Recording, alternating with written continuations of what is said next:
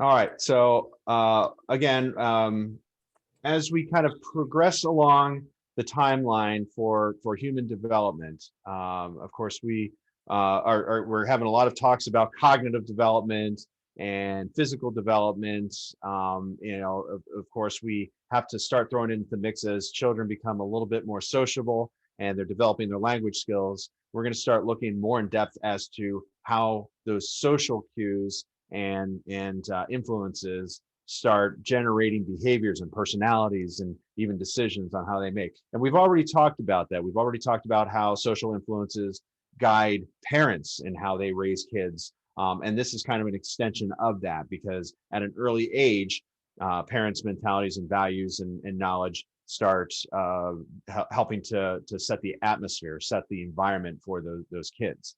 So today we're going to delve into a little bit more about gender identity and gender role expectations that parents start to develop even before the child is born. Okay, so let's start off with an example. Let me share my screen so I can kind of jot down some notes as to share screen.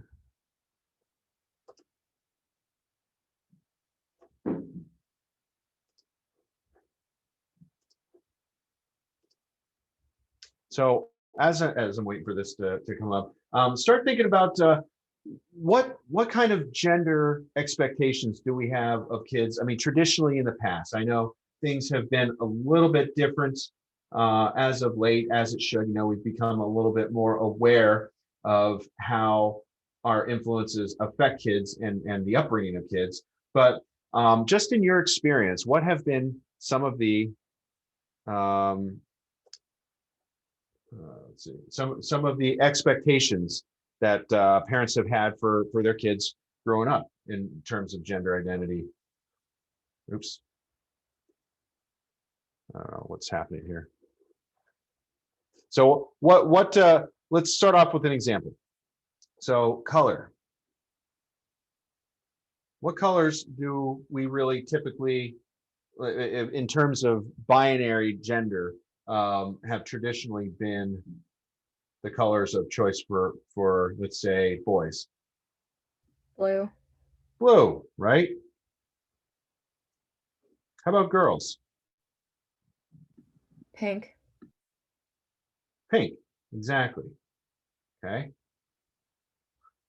So even when we go to like gender reveal parties and stuff like that, we see pink associated, pink associated with girls and blue associated with boys, right? I meant to do this. And girls. Okay. Oops, not grills. But traditionally, those have been the role. And and now we're really. And did you really know that young boys used to wear dresses, right? That was a thing in like back in the 1800s in certain countries, right? Pink for boys and blue for girls used to be the fashion rule, but really, when did that switch? And when did young boys stop wearing dresses? So if you want to hear something that's a little confusing to modern sensibility, in 1893, it was an article in the New York Times gave the rule of thumb to quote, always give pink to a boy and blue to a girl, which to put it mildly would make all those gender reveal parties a little confusing that we know of, whether it's cake cutting or balloon flying or whatever. But although today we take it for granted that blue is the color for boys and pink is the color equivalent of all things feminine, when did we first start making that assumption? And why pink and blue? Why not green for boys and lilac, like green for girls and lilac for boys, right? What is it about these two hues that really corner the market on infant fashion? Well, it seems like the answer to this puzzle really lies somewhere in the 19th century style guides. Our old friend advertisements, which we know today in the advent of modern ultrasounds, right? But really, before we get into all those important questions, we should ask ourselves, why were babies wearing, what were babies wearing before pink and blue, right? We can consider, and I talked about, this is where like the parents' fashion really started trending with children in their genders before it even started, before they were even born. What do we do? What do I mean by that? So before they're born, how do we prepare children before they're even born for gender roles and expectations?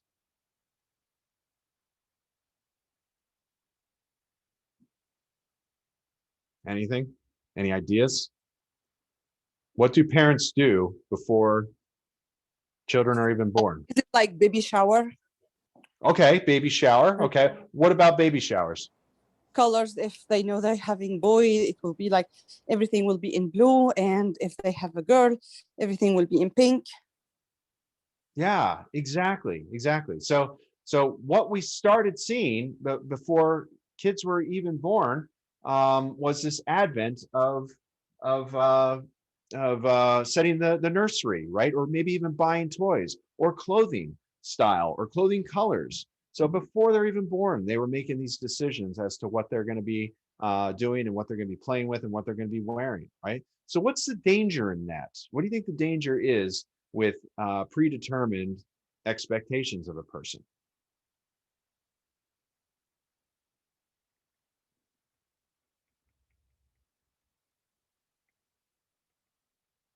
Expectations. Why are expectations particularly dangerous and when they're predetermined? When expectations aren't like fulfilled, they can feel disappointed and almost like push the child away. Right. So without discounting or without taking into account any of their predispositions, like you said. So, for example, if a child is born, regardless of gender, with more of a more sensitive qualities, and and the parents, their adaptation to assigning gender roles is to have them play with guns and cars and trucks and stuff. The typical male toys. What that could wind up doing, what do you think that could wind up doing for that child if they're a little bit more sensitive and not into kind of the rough and tumble lifestyle? What would that mean for that child? It could maybe make them uncomfortable. Right. Make them uncomfortable, maybe suppress whatever it is that they feel later in life. Because we do know, going back to the physical development, that hormonally, children up until almost the age of puberty really don't have, they're almost genetically and hormonally similar in every way. It's really not until they start developing into through puberty that those certain hormones really kick in. And that really limits our thinking in a lot of ways, because we assume that little girls from age birth up until 12 might have female qualities, and they might, but not to the degree that we think necessarily they do, right? So we think that they might have a larger makeup of estrogen, or a boy has more androgens or testosterone or something like that, which would explain kind of the rough and tumble attitude we get. But before that, there's really not a whole lot that's similar. So up until that point, we're setting expectations well up into when they reach puberty, and that's kind of important to really take into consideration for parents anyway, because like you mentioned, we could be suppressing whatever it is that they may want to do. Or let's kind of reverse that role. Say we have a binary or a biologically born female little girl that may like to play with rougher toys, or may like to climb things or whatever, right? And parents' role expectations might be to have her wear dresses or sip on teacups or something like that, the typical little girl play stuff that we all know. So that might be a problem, right? If you're suppressing her desire to be whatever she wants to be or play how she wants to play, because as we learn in cognitive development, they explore the world around them through play. They learn their own identities, they learn their own capabilities, they learn about how to interact in the world around them. And if you start suppressing that, that could lead to some very strange and bad things. So, and we're just now in the last maybe 20, 30 years, we're starting to get it. We're starting to realize it. We're not there yet. I think a lot of, I won't say a vast majority, but a good amount of the US population at least has not gotten that. And that could lead to mental health issues and gender identity dysphoria later on in life. So anyway, what are some of the play role expectations? So I wrote expectations here. So let's talk about boys first. What are some of the toys or playtime activities that we've, as a society, kind of perpetuated on boys over the last maybe 50 years? And like I said, kind of discount what we're doing now, but what were some of the types of play that we've expected boys to engage in? Sports, okay. Kind of push sports on them, right? Like football and basketball, and and we kind of see that in sports today. We don't have very many professional teams that have females in it. That's changing very, very slowly, in my opinion. But we tend to see most professional sports male dominated, right? What else? What are some other expectations? Playing with cars and like guns and stuff like that. Right, cars, guns, absolutely. So those are play expectations. How about anything else?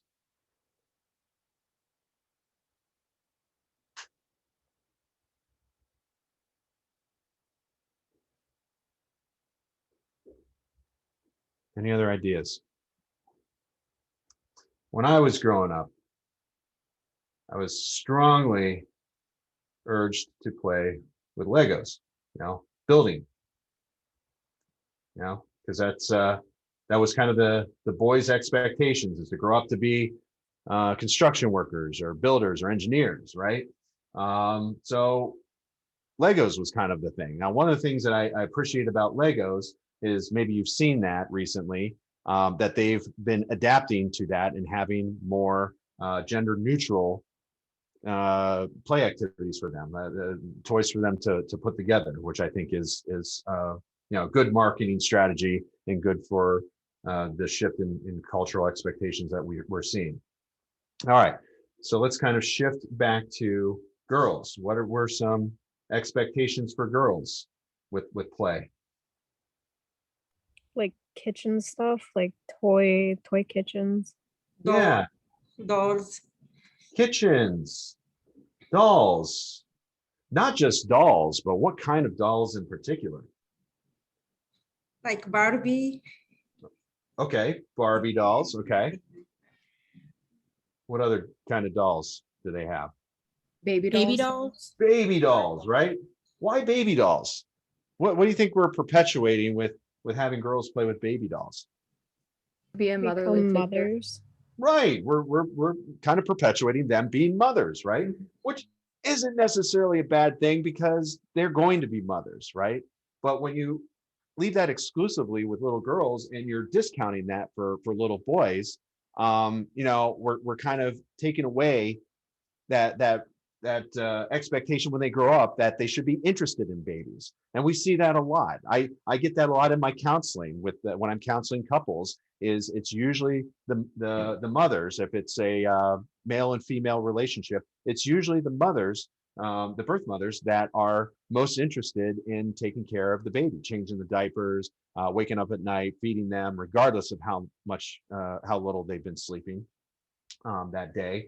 And the husbands or males in that relationship tend to do much less. Okay, and that could be really attributed back to what these role expectations are that we see earlier on in childhood, because they're not really encouraged to play with baby dolls. So why should they be interested in doing those things? We're not cultivating those skills and that mindset that they should equally be invested in that. So these are kind of some of the cultural shifts that we're seeing today, which I find is definitely warranted, needed, and interesting.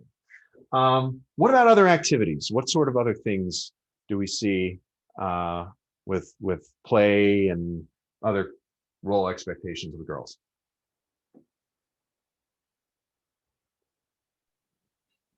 Like gymnastic.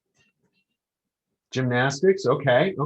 So kind of like the sports things, but gymnastics, make sure I spell this correctly. Gymnastics, okay. Kind of counting on flexibility, right? Because we do know that for the most part that women are more flexible than men in many cases, right? So gymnastics is kind of a good fit. What else? Cheerleading or dancing. Okay, Ballet. dancing, cheerleading, okay. Absolutely. Okay. Ballet, we'll kind of keep that with dancing. The other thing we usually see, and maybe not so much in the past with boys, what about roles? What about job roles? Do they kind of learn, or maybe lifestyle roles earlier on? What do we see gender differences with their roles there?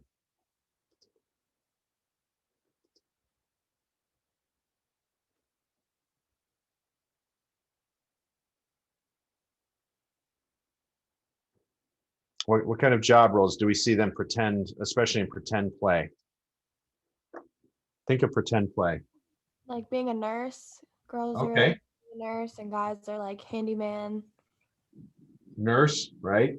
Cowboys tend to be the things to do, or policemen, right? Firefighters for the guys. Firefighters, okay, right? Teachers for the girls. Teachers, absolutely. Oops. Okay.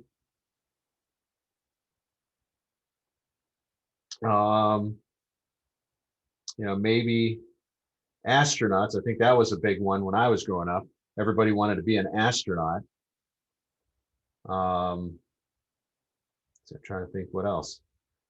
Oops. Nurse, teachers. I mean, what were you encouraged to be growing up? Does anybody have anything that might have fit one or the other role, either boy or girl, as we know A vet. today? A vet, okay. That's what do you think? Is that traditionally more, or is that kind of a gender neutral thing that we're raised with, or was that kind of more of a boys' field, do you think? I was told that it was more a boys' field, but then I kind of think it's like more gender neutral because I was encouraged to be that. Okay, If that makes sense. Good for your parents for doing that. Any other what were some of the roles that the rest of you were raised with? A lawyer. Lawyer, okay. That's a good one. Anything else? All right. So we have a pretty good idea of how this dichotomy is between what it used to be with these gender roles. And I also talked about the dangers of kind of perpetuating those roles, because what tends to happen is if they really want to do something, we have this expectation that children are supposed to do something.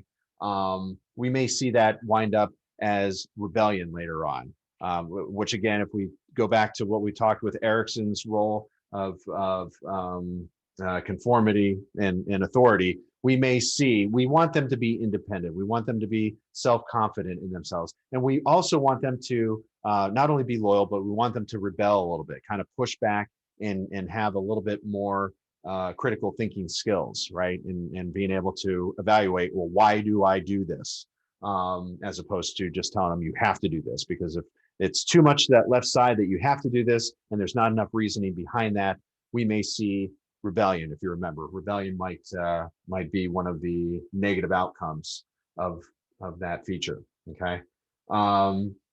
So what are your thoughts? What are how about some television shows? Let's talk about television shows. What were some television shows that came up that might perpetuate either through the characters or through the show itself. Think of some of the earlier ones, maybe some earlier characters that might fit into one of these binary categories of boys and girls. Bob the Builder. Bob the Builder, that's a, okay, good one. Actually, I didn't even think of that one. Bob the Builder, right? We talked about building, okay? Spider-Man. Spider-Man, okay? Kind of definitely a guy there, superhero, right? Okay, what else?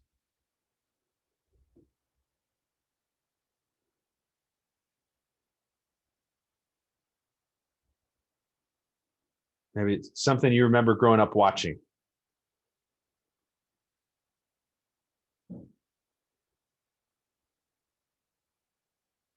How about for girls? My Little Pony. I was just thinking that. My Little Pony. Okay. I'm going to kind of share something with you here. I wound up going on a cruise many years ago, and I had to stay in a hotel prior to the cruise. And as I was checking into the hotel, I noticed these guys, you know, a lot of them very masculine guys, carrying around these collection boxes of things. And I look around the corner, and they had I guess what they call a My Little Pony convention, and it was all guys, and I think the term was brony or something like that. But yeah, it was just a very weird thing to see. You know, you probably wouldn't have thought anything of it if it was like a He-Man convention, right? Well, I'm actually going to put that down because, right, we that was one. He-Man, that was another male perpetuated character there. Right. So it wouldn't have been, I would have thought anything different if it was like a He-Man convention. They had their dolls out there, their figurines, right? Because we called them figurines for guys and dolls for girls, another language that we use. But anyway, so just seeing that kind of triggered my own awareness as to why is that odd? You know, why is that strange to see guys just showing their collection of My Little Pony? So maybe you've seen something similar to that or not, I don't know. How about other female perpetuated stereotypes in television shows? Disney princesses. Disney princesses. Disney is huge for that, or at least was. I think they're turning things around a little bit. But for the most part, yeah, Disney princess, right? Any princess for that matter. Right? Anything else? Care Bears. Care Bears, right? Because you know, when we think back to certain roles of boys, crying is really not in their repertoire because they, you know, a lot of parents might perpetuate that that philosophy that boys don't cry, right? You tough it up and you deal with it, right? Which why is that a danger later on in life? Why would that be a threat to mental health later on in life, for particularly for males?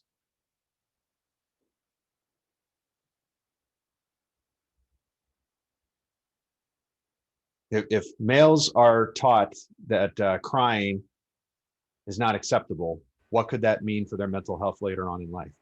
Then they have trouble with their emotions. Right. Or expressing their emotions, more importantly, right?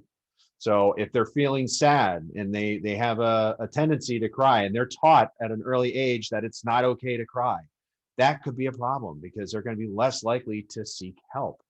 And I, even in my practice, I can see that a lot. I see people that are raised in typical households, traditional, old school traditional households, where girls are allowed to share their emotions and then the guys aren't. Usually that shows up in some kind of bubbling up or anger or something like that, or rage that they have to deal with later on in life. So that could be a factor.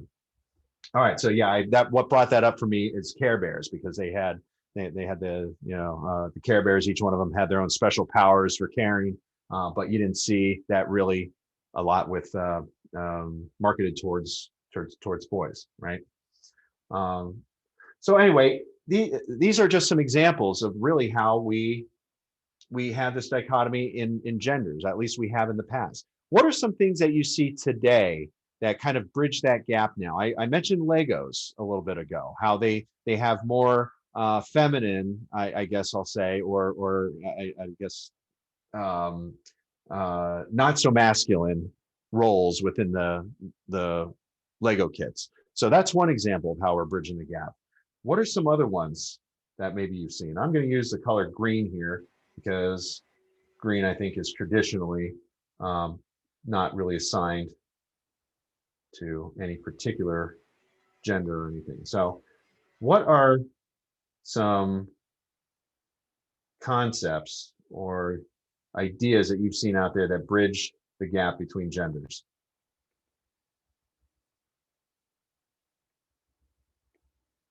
Either in toys or in television shows or characters or movies or whatever. There's a lot of women or girl superheroes now too. Okay, so we're seeing a prevalence of superheroes that are both male and female. Okay,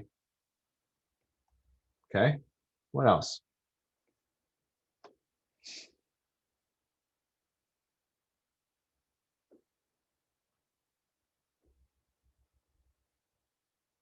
Anything else that you might see?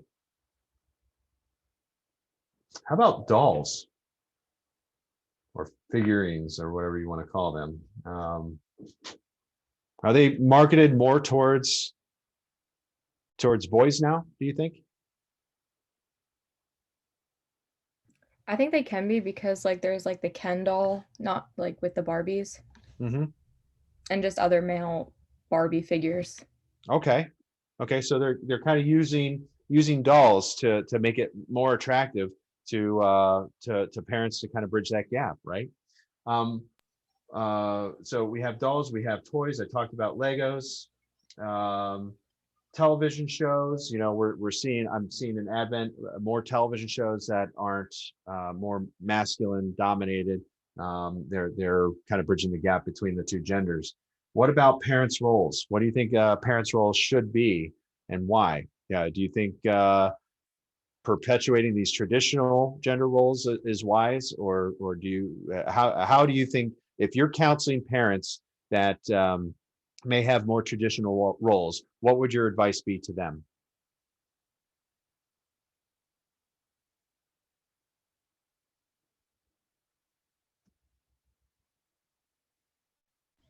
Maybe if they're more traditional, don't force those traditions on Okay. to the kids.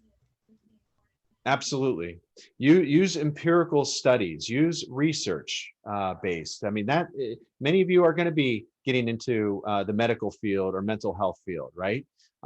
So when you're counseling parents and you're noticing certain things that they may be having difficulty with raising their child, the first thing is to look at their values. How are their values matched with what that child is wanting to do? Now, the idea here is not to let children run rampant. It's not to give them everything that they want, but there's certain things that you could probably let them do that's going to be a little bit more comfortable. Like if they want to play with, like if you have a biological male boy and that child wants to play with dolls, not restricting that, now the kind of evaluating what's the harm in them playing with dolls, and I hear a lot of parents say, well, I don't want them to get picked on when they get into elementary school or middle school, and that's a whole other argument. That's what's culturally acceptable. And again, we're making that shift. We're not quite there, but that's a real threat. That's a real problem for parents, is they don't want their kids to be bullied.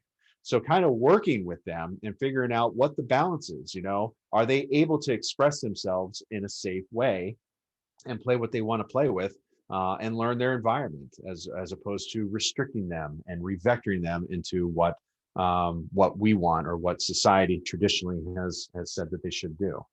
Okay. All right. Any other thoughts? Does anybody have anything that before I conclude here, any thoughts that they or examples or anything they want to share with? I actually have one. Go ahead. My daughter was kind of getting bullied in gym class by some boys, especially one boy, and the guidance counselor actually said to us, or said to her, and then also said it in front of me.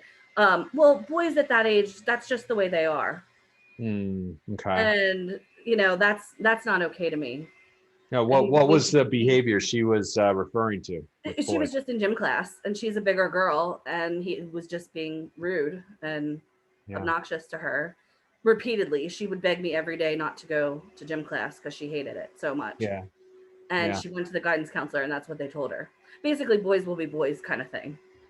Yeah, yeah, and there's that balance too, because I have 4 kids, and raising them, you want to have that balance between what's appropriate conflict and what's inappropriate conflict, and even at that age and that setting, that's a tough environment for children, and not only for children but for teachers. Many of you, some of you, I think, we're going to be educators. You're planning on being educators. Now, how do you deal with that at a young age?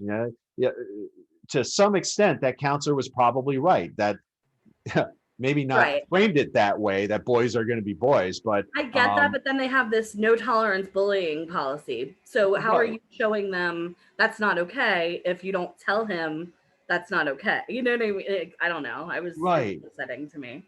Well, and here's where we've really moved that line from bullying, and we're going to talk about this maybe not this week, probably a little bit later in the book. But bullying, bullying has really shifted from what is normal conflict in high school. I mean, I can remember my days in high school with bullies, and it was horrible. It was horrendous. They were able to pummel you and pounce on you and hold you down and give you a wet willies. And I don't know if many of you remember what swirlies were. I think I've had a couple of those in my day. I was a little guy, so I caught the brunt of it.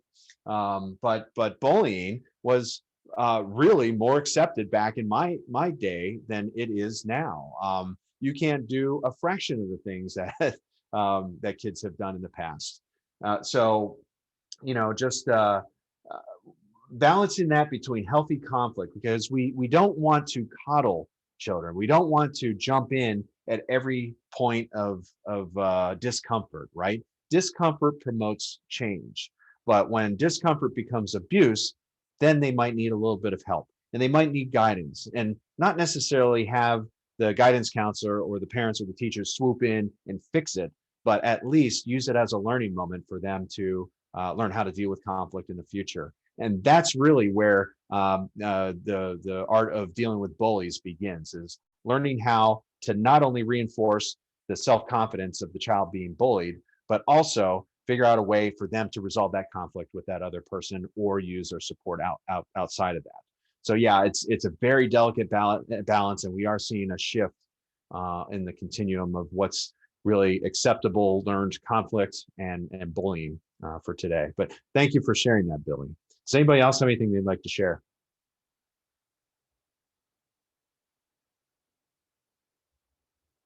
Okay, with that, I'm going to stop recording.